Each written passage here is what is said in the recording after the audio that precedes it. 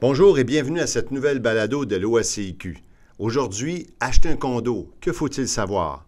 C'est une propriété qui est souvent très appréciée de la part des consommateurs.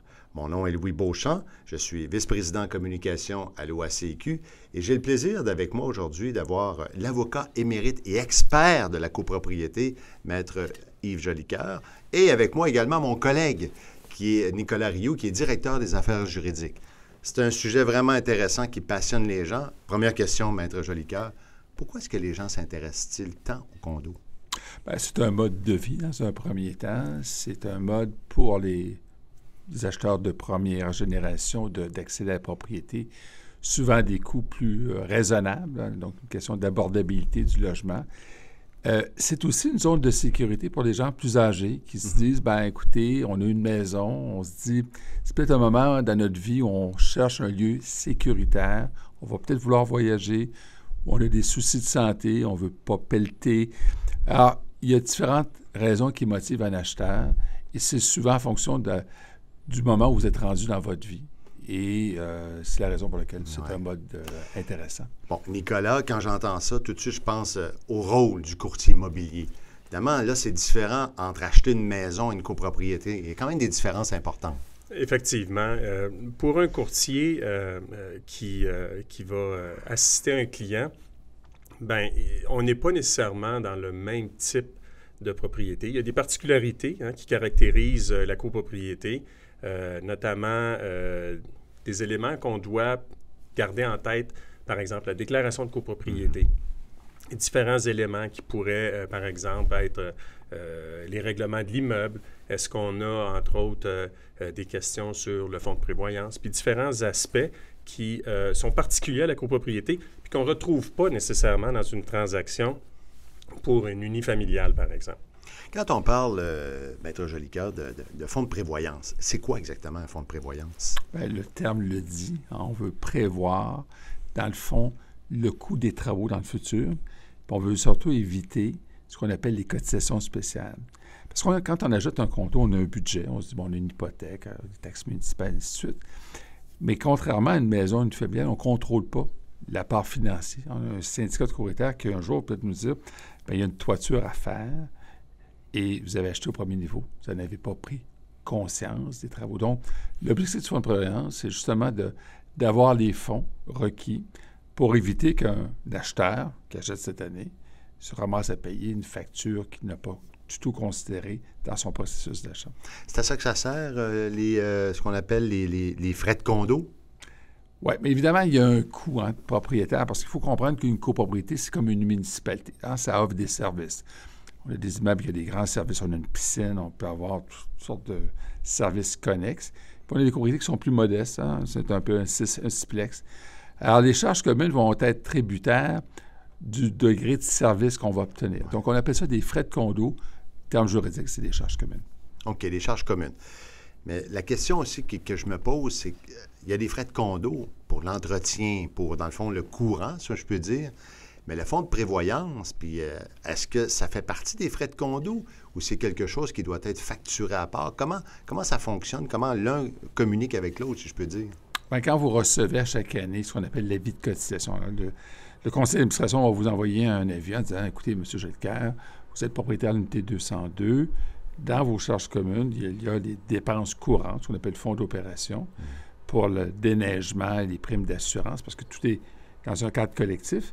Puis on se bâtit une réserve qui s'appelle le fonds de prévoyance. Donc, quand vous allez recevoir votre avis de cotisation, vous allez avoir différents postes budgétaires et les sommes que vous devez payer qui correspondent grosso modo à la vétusté progressive du bâtiment, parce que l'objectif, c'est d'éviter que les différentes générations de copropriétaires aient un jour à supporter le déficit d'apport financier des générations précédentes. Donc, on cherche une équité intergénérationnelle entre les copropriétaires, puis on cherche surtout à ne pas déstabiliser un acheteur. Donc, c'est ça que ça sert en fonds de prévoyance. C'est de s'assurer qu'on a des fonds et surtout s'assurer qu'on a une bonne gouvernance dans la copropriété pour qu'on évite les problèmes majeurs. Nicolas, ça veut dire que pour un courtier immobilier, c'est quand même une expertise, là. C'est quand même assez différent de l'achat, comme on le disait un peu plus tôt, d'une maison, par exemple, unifamiliale. Quelle sorte d'expertise, quelle sorte de rôle doit jouer dans le courtier, c'est-à-dire le courtier immobilier dans ces circonstances? Bien, comme tu le mentionnes, c'est un domaine particulier, donc un courtier qui représente soit un acquéreur ou un vendeur doit être familier avec l'environnement de la copropriété, les différentes documentations qui découlent de ça, mais aussi avec le concept général de la copropriété, la structure, comment ça fonctionne. Et à ce niveau-là, bien, un acheteur, par exemple, ce serait pertinent qu'il fasse le tour, peut-être se renseigner, est-ce que le courtier qui veut retenir a déjà fait des transactions en copropriété pour s'assurer que le conseil qu'il va recevoir va être approprié à ses besoins. Et en même temps, le courtier, parce qu'il a l'obligation d'informer, de conseiller et de vérifier, bien, il doit savoir conseiller sur quoi, il doit savoir vérifier quoi, puis il doit savoir justement comment répondre adéquatement à la protection des droits de son client dans le cadre de la transaction. Par exemple, le courtier qui représente l'acheteur, est-ce qu'il devrait être en mesure de lui dire « Attention, le fonds de prévoyance ne me semble pas suffisamment garni pour faire face aux responsabilités à venir pour ce qui est de l'entretien, comme l'explique le maître Jolicoeur, de l'entretien du bâtiment. » C'est certain que le courtier a quand même, un courtier expérimenté dans ce genre de transaction-là a quand même une certaine connaissance. Mais c'est des éléments qu'on va souvent voir ressortir aussi avec l'inspection pré-achat. Ouais. Où un inspecteur va prendre connaissance de la déclaration du vendeur, évidemment, mais il va prendre connaissance aussi des différents documents qui auront été demandés ou des différentes informations. Donc, s'il y a un fonds de prévoyance, il va pouvoir le regarder, puis il est capable de se dire, bien, il y a une planification qui est peut-être mauvaise ou qui est mal alignée, et pouvoir peut-être lever les drapeaux rouges à ce moment-là vers un acheteur, puis lui dire, il y a peut-être des enjeux, ou au contraire, vous êtes dans une situation qui est relativement confortable, puis il y a peut-être moins, justement, de drapeaux rouges. Oui, bien en même temps, quand l'inspecteur impliqué, justement, lui, il n'inspecte pas l'immeuble, il va inspecter l'unité privative, ce qu'on appelle dans le langage, dans le jargon de la copropriété, c'est-à-dire vraiment ce que j'achète, littéralement. Alors, comment il peut me conseiller, moi, comme consommateur, sur, justement, l'état de l'immeuble s'il n'inspecte pas l'immeuble au complet? En fait, il va, oui, faire une première inspection sur l'unité en tant que telle, mais il peut prendre justement le temps de regarder puis voir, par exemple, avec le carnet d'entretien, il va être capable de voir, par exemple, est-ce qu'il y a des planifications pour des changements d'éléments structuraux, par exemple, les fenêtres, la toiture ou différents éléments. Il peut aussi jeter un coup d'œil puis voir que les fenêtres, par exemple, de l'unité sont prochainement à changer. Ça ne veut pas dire que toutes les fenêtres de l'immeuble vont l'être, mais ça peut être des signes. Alors, il va pouvoir donner une opinion générale, mais c'est sûr que sur des très grosses copropriétés, un inspecteur en bâtiment ne fera pas le tour des 45 étages ou des 150 unités. Donc, ça constitue un risque. Bien, écoutez, c'est pas compliqué. Un acheteur, il y a deux approches. L'approche émotive et l'approche logique et rationnelle. On dit souvent qu'un acheteur, c'est l'émotion, hein, c'est une pulsion vis-à-vis un bien, je le veux. Puis après ça, la raison. Hein. Le rôle du courtier, d'ailleurs, c'est un peu de raisonner son client. Et là-dessus, l'acheteur en copropriété, c'est souvent nouveau, hein, les règles de droit, comment ça marche. J'achète un condo au premier étage, est-ce que je suis responsable de payer pour la réfection de la toiture, des fenêtres, c'est à moi, c'est pas à moi ces fenêtres-là, copropriété horizontale, je suis en verticale. Alors, il y a un jargon juridique autour de la copropriété que les gens peuvent, notamment par un site comme Code légal ou par des organismes qui aident dans le fonds de consommateur, se familiariser. Mais ça prend un degré de savoir important. Donc, vous avez deux niveaux. Hein. L'acheteur, c'est la première fois qu'il achète un bien. Il l'aguerrit, je présume. Puis il l'aguerrit, il est rendu à son troisième, quatrième condo. On est dans une dynamique différente. Mais ça reste quand même un concept de partage. Ouais. J'achète en copropriété, c'est que j'accepte de partager quelque chose avec quelqu'un que je ne connais pas. Imaginez, vous achetez dans une tour de 100 unités, vous n'irez pas voir les 100 autres copropriétaires, vous dire comment ça se passe. Hein? Donc, on va lire les procès-verbaux, on va quand même s'intéresser. Mais il faut accepter de ne pas avoir un plein contrôle sur les données financières, d'accepter de vivre dans un cadre collectif. Et ça, c'est également important quand on veut faire un achat adéquat, pas juste sur le juridique, pas juste sur les motifs, mais également sur le bien vivre ensemble. Est-ce que la copropriété me convient en termes de vision de vie? Ça, c'est important, ça aussi. Et bon, là, ça m'amène à vous parler un petit peu du syndicat de copropriété ou de copropriétaire. Évidemment, c'est une instance qui voit justement à ce que, bon, le bâtiment, les aires communes, les règlements, parce qu'il y a des règlements aussi qui viennent. J'imagine que c'est important de s'impliquer au niveau du syndicat. Il y a un conseil d'administration qui est formé, le nombre de membres, des expertises à aller chercher. Qu'est-ce que vous pouvez nous dire par rapport au rôle, à l'importance du syndicat de copropriété? Bien, dans un premier temps, il faut savoir si la copropriété que vous achetez, elle est fonctionnelle ou pas. Parce qu'on a des copropriétés complètement dysfonctionnelles. Est-ce qu'on a des assemblées de copropriétaires? On a-t-il un conseil d'administration? Imaginez-vous que vous achetez dans une copropriété de 2, peut-être que le degré d'organisation ne sera pas le même que dans une copropriété de 200. On va être ailleurs. Et deuxièmement, les gens, est-ce que je suis fait pour siéger sur un conseil d'administration? Est-ce que c'est quelque chose qui m'intéresse? Parce qu'il faut avoir un sens de la générosité, du partage, de vouloir s'investir pour une collectivité. Parce qu'en bout de piste, il ne faut pas se le cacher. On a une structure juridique où c'est des êtres humains qui vont se dire « je vis sur un toit, je partage quelque chose, puis je veux m'investir dans ma collectivité ». Et c'est ça le rôle d'un administrateur. Donc, les gens, ils doivent regarder en termes de vision de vie, s'ils se cadrent bien là-dedans, s'ils sont prêts à accepter de vivre dans un milieu où notre droit de jouissance de l'actif immobilier est moindre. Vous achetez une maison, il n'y a pas personne qui va vous dire qu'à 10h30, vous devez fermer le stéréo. Mais peut-être dans une copropriété, à 2h du matin, il faut peut-être fermer le stéréo parce qu'il y a des gens qui veulent dormir à côté. Donc, c'est un peu tout ça là, qu'est la copropriété. Diriez-vous que c'est un achat qui est vraiment, comment je dirais, est-ce que c'est réservé à tous? C'est-à-dire, est-ce que tout le monde peut adhérer à ce modèle-là? La copropriété n'est pas faite pour tout le monde. Être même propriétaire, c'est pas fait pour tout le monde non plus, là, donc on s'entend. Mais il faut, avant d'acheter, se poser cette question. Est-ce que je suis capable de vivre dans un cadre collectif? Est-ce que je suis fait pour ça? Est-ce que je suis fait pour ça? Est-ce que j'ai les moyens de demeurer? Parce que ça, c'est l'autre question. On a souvent tendance à présenter les frais de condo comme étant un loyer. T'sais. J'ai entendu dire des gens, écoutez, la régie du logement, si elle n'a pas donné plus que 2 je ne devrais pas payer plus cher que 2 Ça ne fonctionne pas de la même. même chose. Pas du tout. Okay. On est réellement dans une dynamique où je suis propriétaire d'un actif immobilier avec d'autres.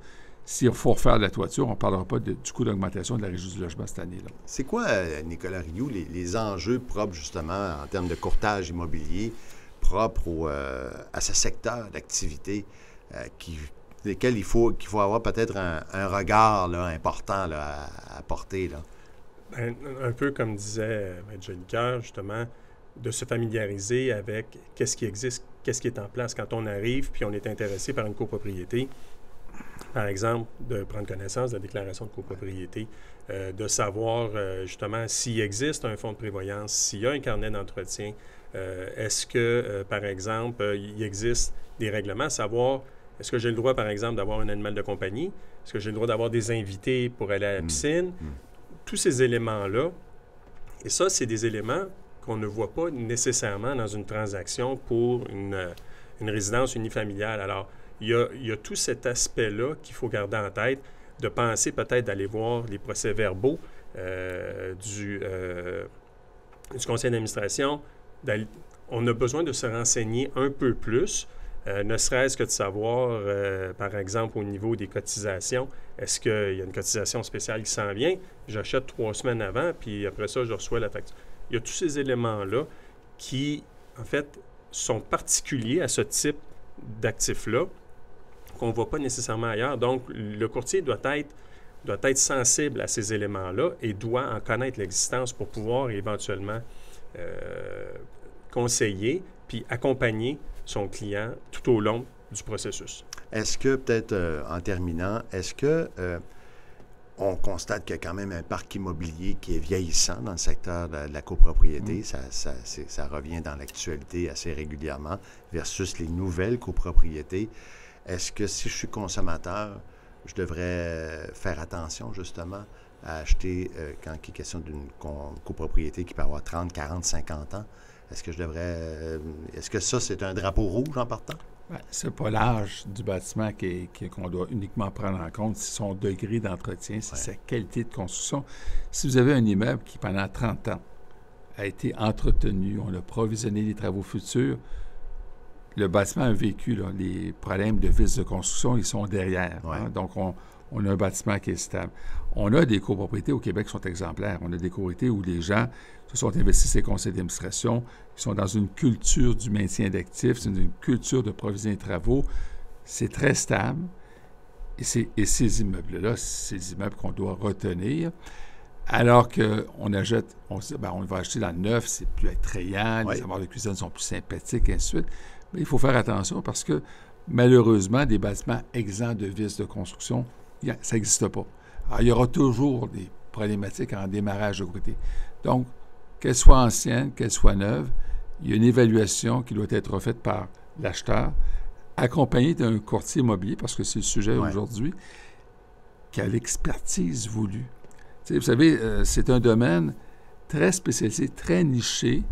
On a des courtiers immobiliers que je connais sur le marché qui sont des passionnés, des gens qui s'intéressent, qui vont lire des procès-verbaux, qui ne sont pas mécaniques.